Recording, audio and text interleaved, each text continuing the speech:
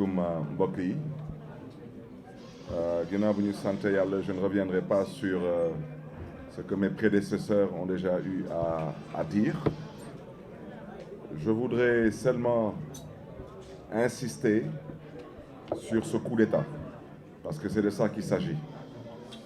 Et à l'image de ce que le député maire Omar Cissé a dit, dire que ce n'est pas un coup d'État constitutionnel ou un coup d'État institutionnel, mais c'est un coup d'État.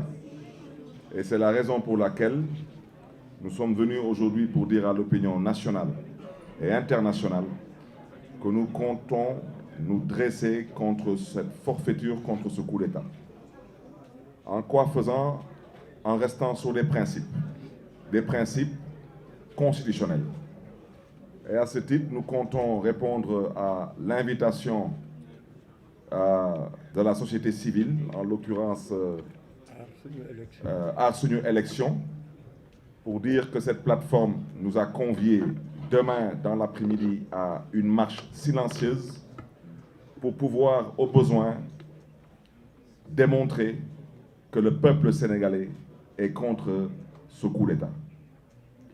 À l'Assemblée nationale, la coalition Taxawu Sénégal l'avait dit avec force. L'Assemblée nationale du Sénégal n'est ni outillée ni habilitée à proroger le mandat du président de la République. L'Assemblée nationale du Sénégal n'est ni outillée ni habilitée à proroger son propre mandat. Et la raison pour laquelle j'insiste là-dessus, parce qu'on veut nous divertir, mais il faut qu'on se comprenne.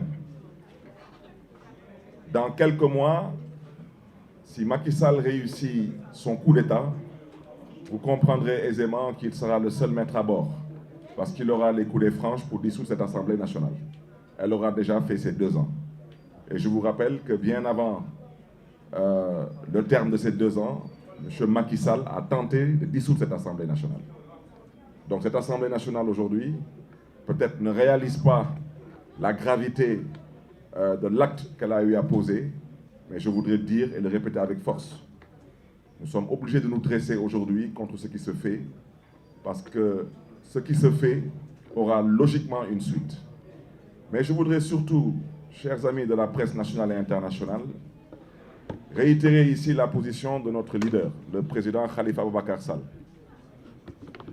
M. Khalifa Abubakar Sall a toujours milité pour des élections inclusives et participatives, pour les élections claires, transparentes et démocratiques. Quand je parle d'élections, je parle d'élections locales, législatives et présidentielles.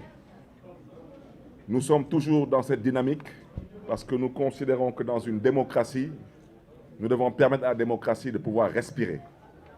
Je voudrais aussi rappeler à l'endroit de l'opinion nationale et internationale que quand le président Khalifa Abubakar Sall prenait sur lui la responsabilité, après en avoir informé ses colistiers de la coalition d'opposition d'alors, de sa volonté d'aller participer à ce dialogue, c'était parce que le Sénégal était face à des problèmes et qu'il fallait impérativement trouver des solutions pour sortir le Sénégal de ces problèmes. Aujourd'hui, on nous invite à un dialogue, mais je voudrais vous rappeler aujourd'hui que le Sénégal n'est pas face à un problème. Le Sénégal a un problème. Et son problème se trouve être actuellement le président de la République. Donc il faut qu'on se comprenne.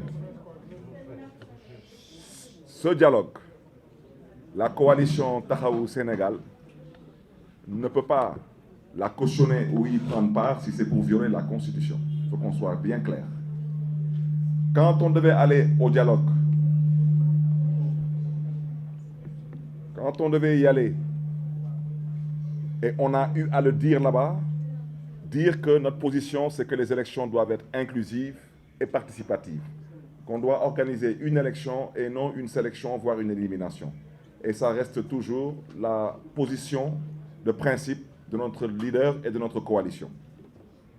Donc, nous voulons aujourd'hui surtout appeler tous nos militants, tous nos sympathisants à rester sur leurs principes. C'est des principes de défense de la Constitution et des lois et textes en vigueur dans ce pays. Merci à vous.